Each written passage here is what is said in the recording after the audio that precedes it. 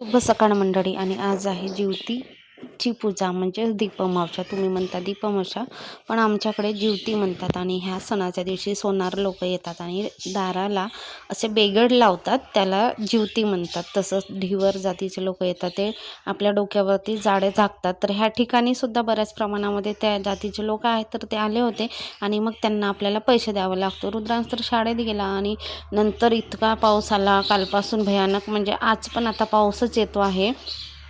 आणि आम्हाला जिवतीच्या दिवशी सासूबाईंनी गावाला बोलवलं होतं, पण पावसामुळे आम्हाला काही जाता आलं नाही. जिवती म्हणजे लहान मुलांचा सण असतो.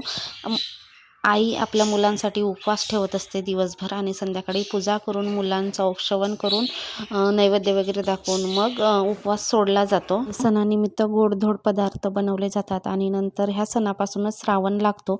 हे जे फ्रीजचे कवर दिसत आहेत, हे मी मेसोवरून ऑर्डर केले. किमतीमध्ये खूप छान आहेत. आणि संध्याकाळच्या जेवणामध्ये मी भेंडीची भाजी केली होती, चिकट न होणारी आणि खूप छान लागते अशी भेंडीची भाजी.